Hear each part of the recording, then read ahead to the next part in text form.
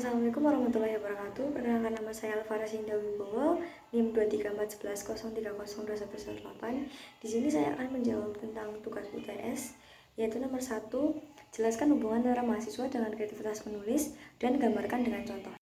Sebagai mahasiswa tentunya tidak akan lepas dengan menulis, karena untuk memenuhi tugas-tugas kuliah dalam bentuk penulisan makalah, paper, review buku, esai, dan sebagainya.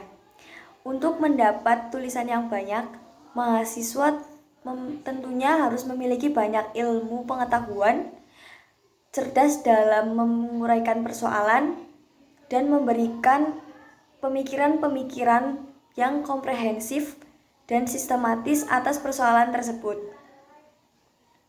Melalui menulis, mahasiswa akan menjadi kreatif dan kritis, karena keterampilan merupakan kemahiran berbahasa yang mendorong seseorang untuk menyampaikan ide, pikiran, keinginan, dan perasaan kepada orang lain melalui tulisan.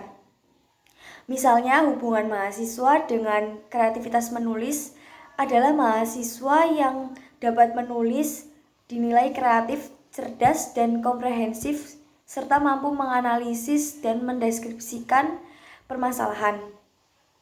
Sebab itu, hasil tulisan membuktikan penguasaan pengetahuan mahasiswa, kecerdasan, dan kreativitas. Hal ini terlihat pada tugas-tugas mereka seperti artikel, makalah, dan resensi buku. Dari tugas itu, dosen dapat menilai mahasiswa mana yang mempunyai keluasan ilmu pengetahuan dan kreativitas untuk menulis dengan baik. Oleh karena itu, kreativitas menulis sangat erat kaitannya dan penting bagi mahasiswa, meskipun mereka mempunyai kemampuan intelektual yang cukup maju. Yang nomor 2 yaitu jelaskan pengertian menulis ilmiah, ilmiah populer, dan sastra, dan berilah contohnya. Yang pertama ada menulis ilmiah. Menulis ilmiah merupakan kegiatan kreatif yang dilakukan penulis sebagai subjek dalam mempersepsi objek berdasarkan pada sistem konvensi tertentu.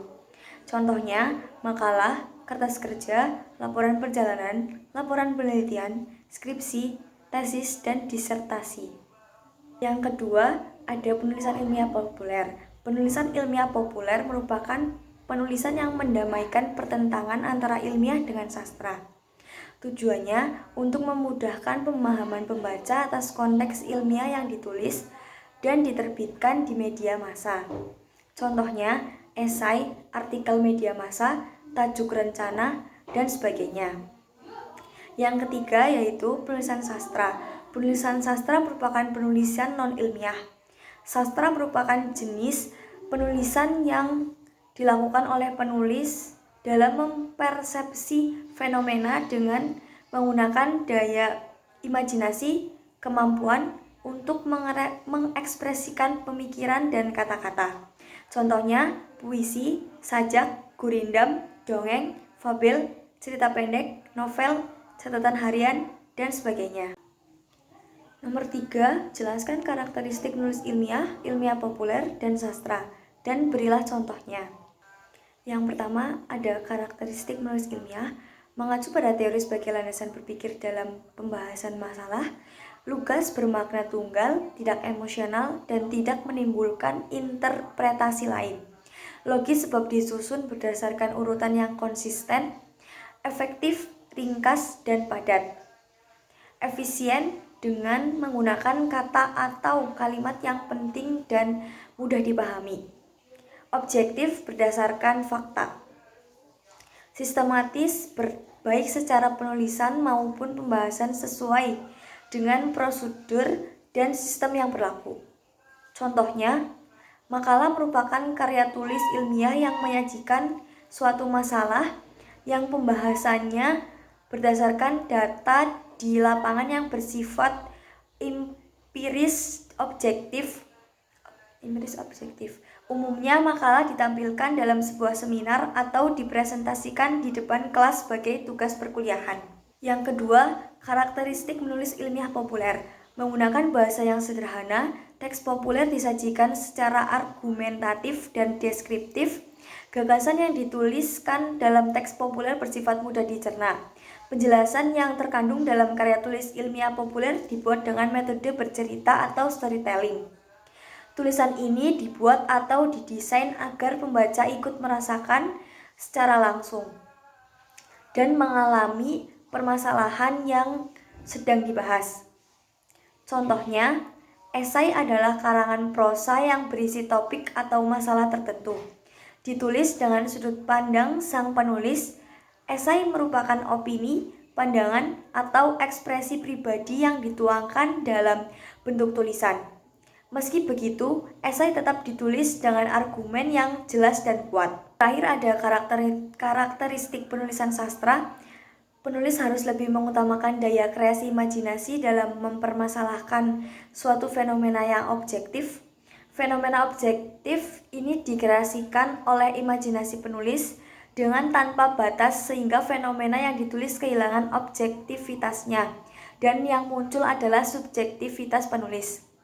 Dengan imajinatif subjektif penulis, maka sastra menjadi cerita yang menyampaikan estetika yang berupa nilai dan keindahan yang menyenangkan. Dituliskan dengan bahasa-bahasa sastra yang estetis, subjektif, dan menekankan aspek rasa dengan penggunaan aspek metafora.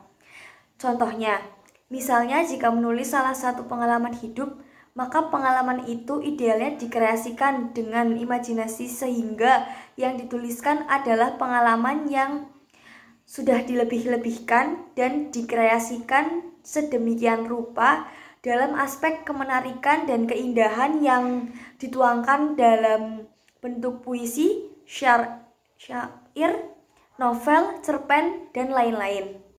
Nomor 4. Jelaskan persamaan dan perbedaan antara penulisan ilmiah, ilmiah populer, sastra dengan disertai contohnya.